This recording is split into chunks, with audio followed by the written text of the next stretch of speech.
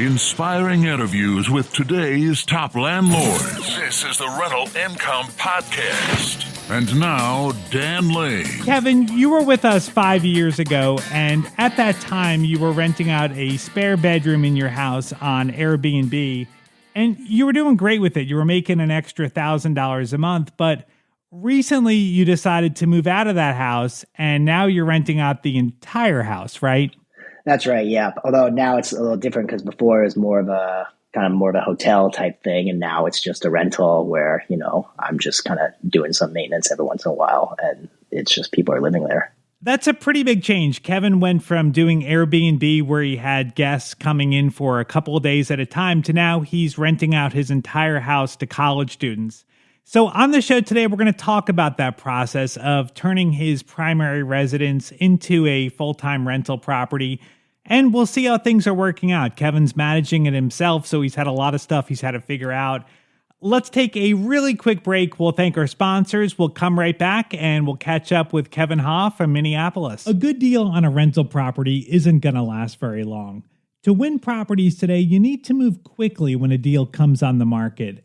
But it takes time to analyze a property. I want to let you know about an app where you can analyze deals on your phone in seconds. It's called Ask Rick, that's RIC for Rental Income Calculator.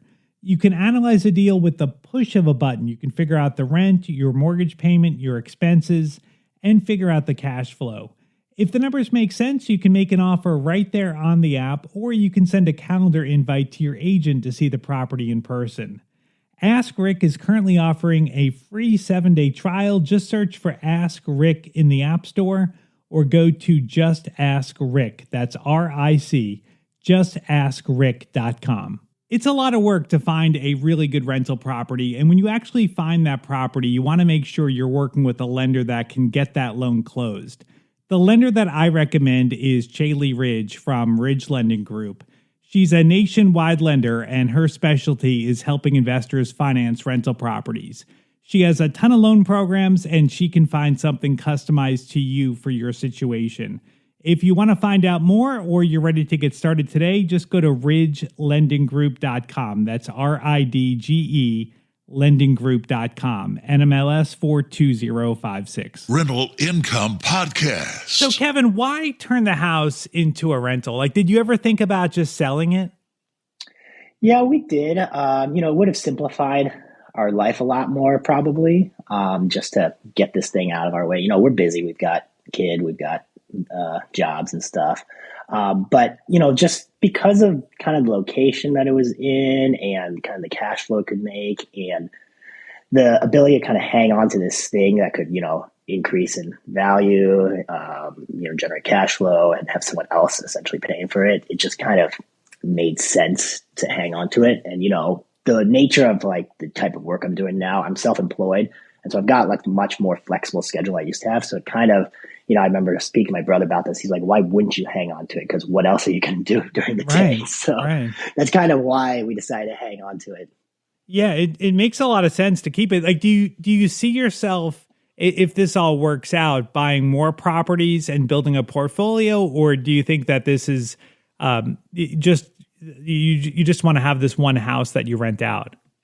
Yeah, I definitely this is kind of like the gateway drug, I think, to, the gateway to getting more rental properties. Because when you think about it, this was kind of like the easiest way for me to kind of get started with real estate. I'm sure most people probably start out this way, or a lot of people do, where you just have a house, you already own the house. So turning it into a rental is kind of lower risk than, me saving up money for a down payment, buying a house, kind of not knowing what's wrong with it. Kind of one of the advantages of this is I kind of knew already the things I needed to worry about in the house and kind of what's broken, what isn't.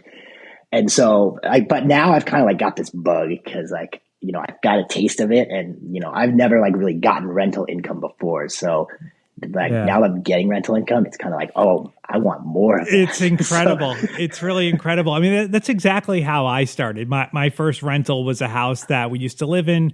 Just like you, we bought a new house, decided to turn our old house into a rental. And once I got that first rent check, I was hooked. I wanted more. So yeah, I could see you definitely wanted to get more properties. Now, do you have a long-term plan? Like, is there anything that you're hoping to accomplish with this property?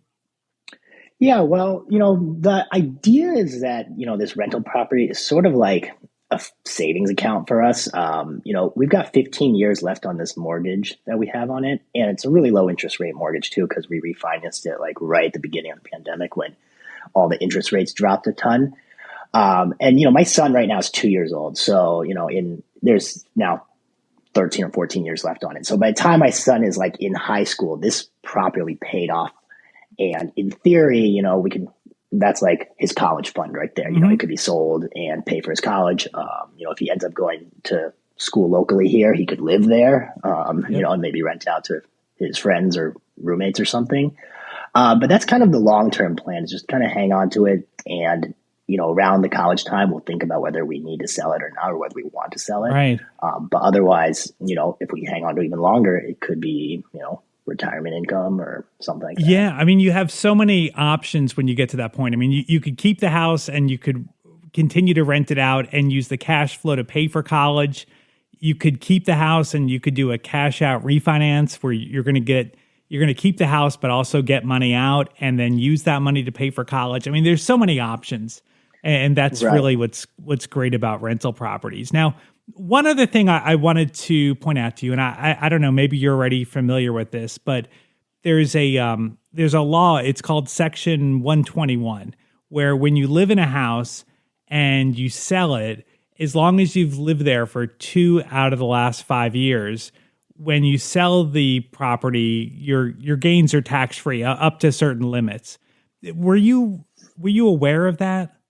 Not everybody is. Yeah. Okay. Yeah, I was. And so that's kind of another reason I wanted to do this, is it kind of gives us kind of a testing period to see how it is. Cause we lived there previously as a primary residence.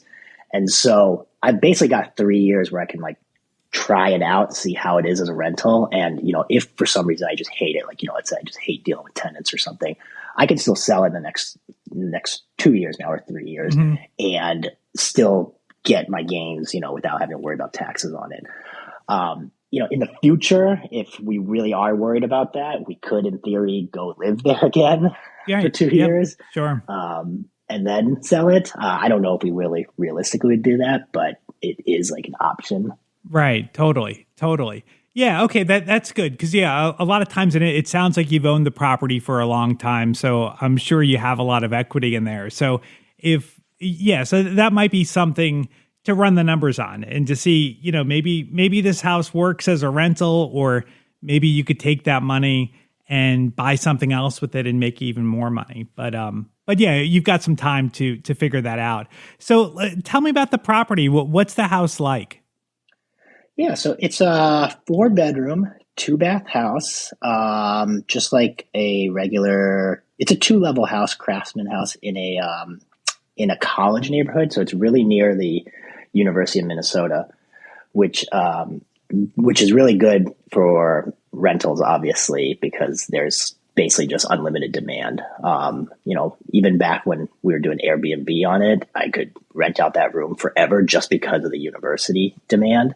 And the same thing goes with as a traditional rental. When I put that up, I got immediate requests to look at the property, and it was rented out within 2 days of me putting it up. So were you doing anything special to target college students, or is that just kind of the demographic of the neighborhood that like a family probably isn't going to want to live in that part of town?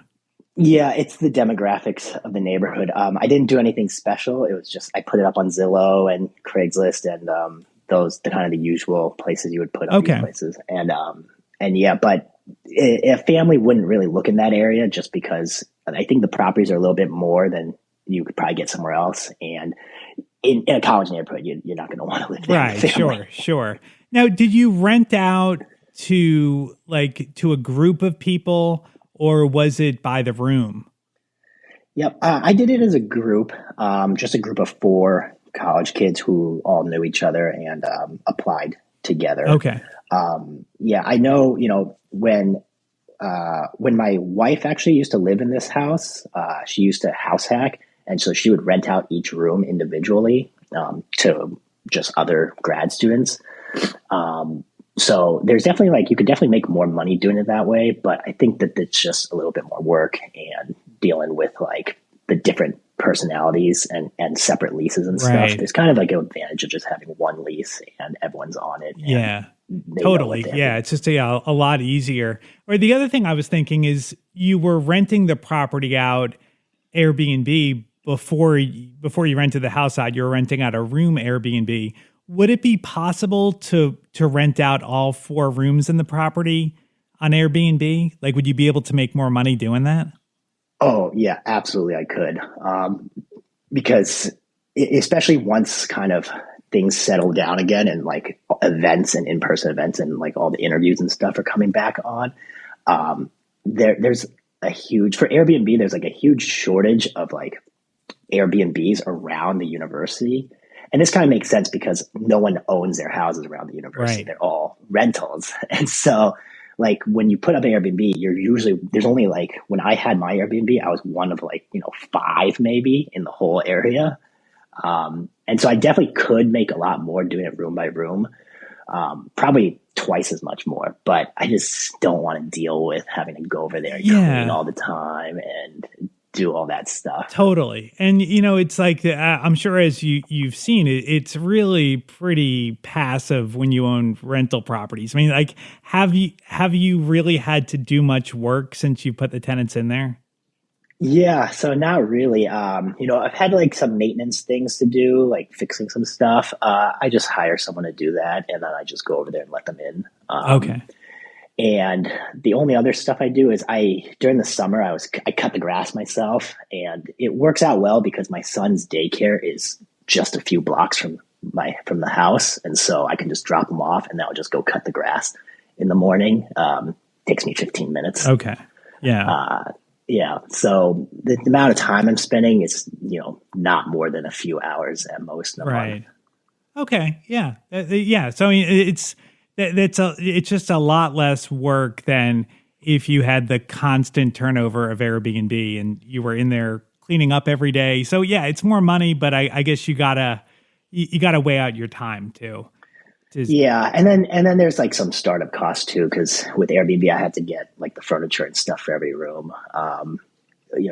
Back when I was doing just the Airbnb of the one room, there weren't really a lot of startup costs for me because it was just like a room in my house. Mm-hmm. So, it was my furniture I already had. But now if I was like to Airbnb it, I'd have to buy like a couch, TV, all sorts of stuff. Sure. And, 4 beds. And I just don't want to do all that. Yeah.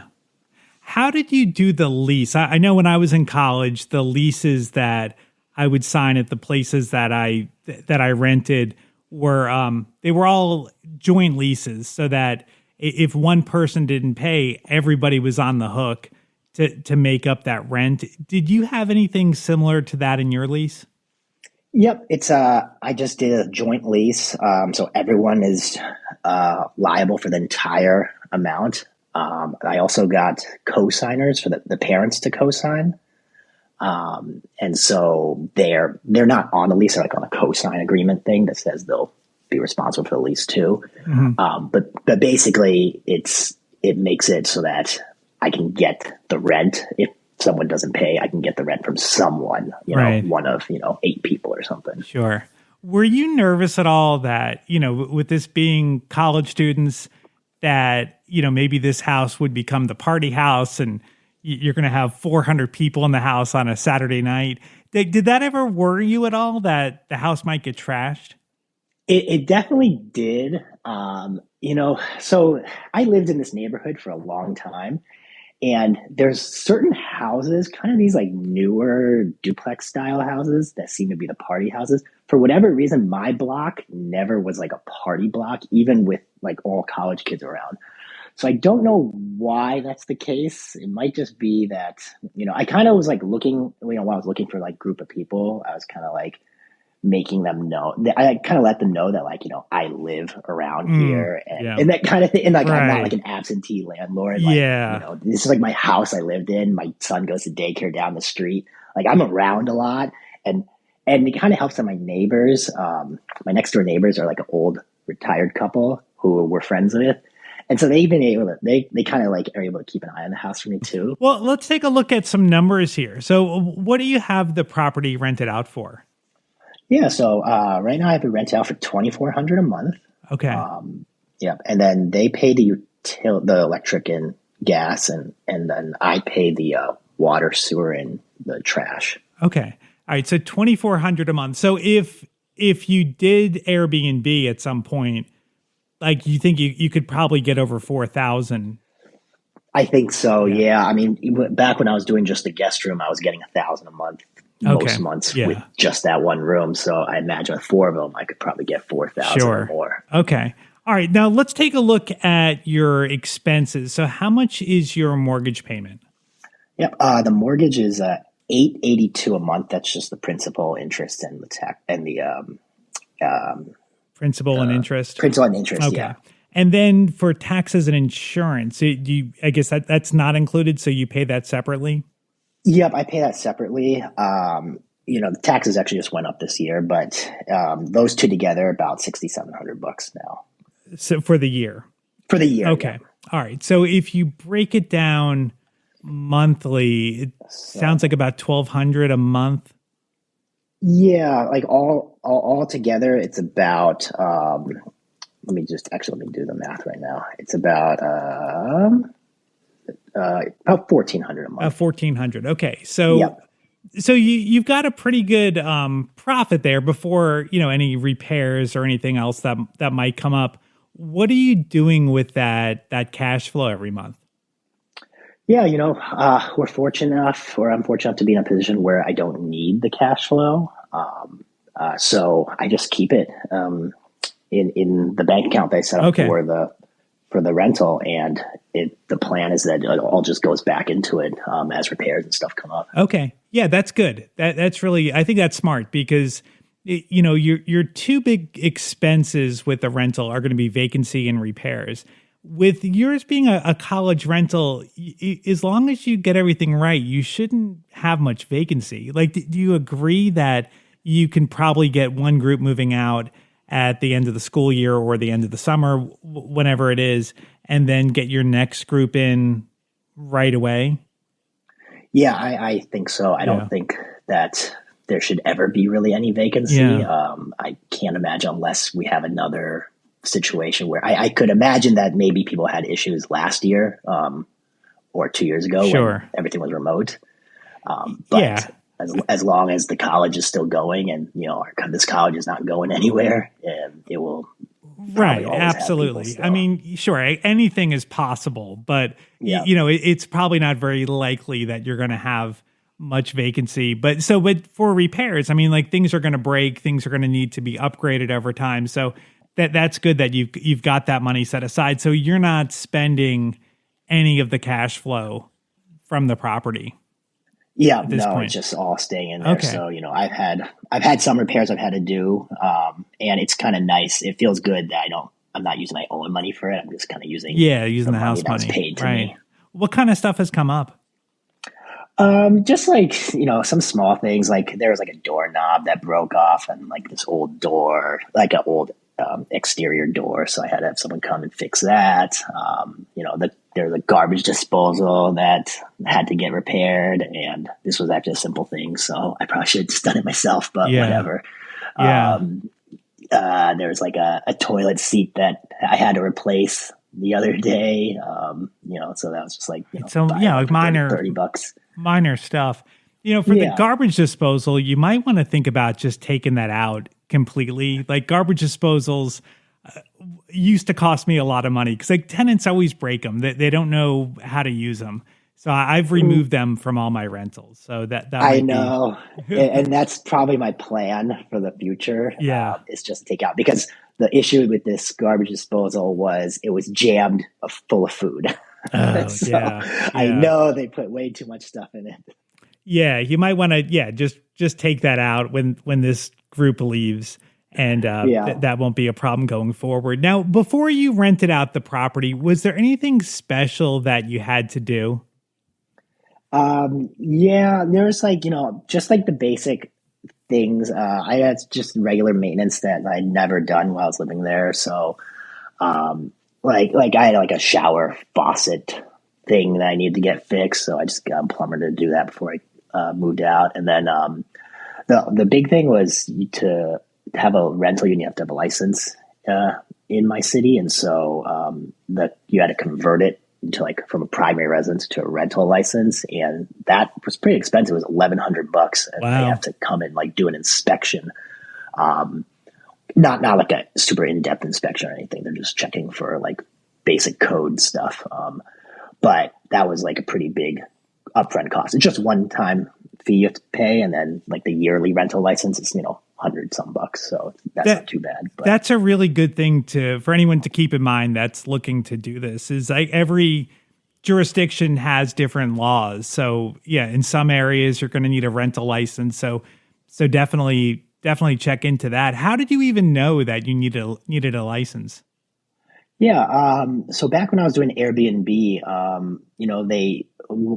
I basically knew it from that, because before, when I started doing Airbnb, you didn't need any sort of license. And then the city, basically they're trying to regulate them more, especially when the Super Bowl came into town in 2018. And so they sent out, I don't know how they got all the data, but I guess they got the data from Airbnb or something on who was doing Airbnb. And they sent out letters to every single Airbnb in the city saying like, you have to register it.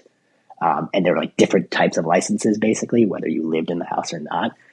And so knowing that there were licenses for Airbnb, I also knew that there must be licenses for rental properties. Sure. Wow. Yeah, it's a good thing you caught that. The other thing is insurance. So did you get your insurance switched over from a homeowner's policy to a landlord policy?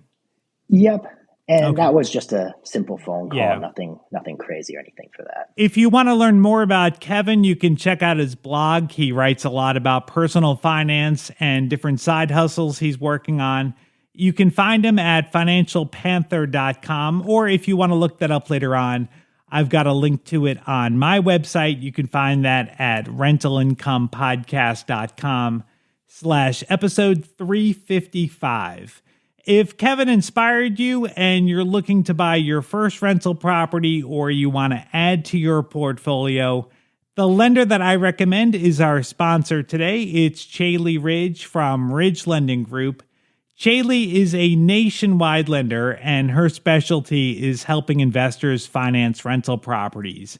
She has a ton of loan programs, including her no-doc loan, where she doesn't need you to dig up your tax returns and bank statements and pay stubs. She's just going to look at the deal. She wants to see if the numbers make sense.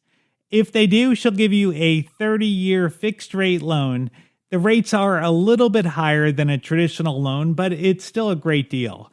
If you want more details, or you want to set up a time to talk to Chaley personally, just go to ridgelendinggroup.com. That's RIDGE. lendinggroup.com, NMLS 42056. Thank you so much for checking out the podcast today. Make sure you follow the show. We put out new interviews every single Tuesday. And if you follow or subscribe, you'll get notified as soon as new episodes come out. My name is Dan Lane, and this has been the Rental Income Podcast.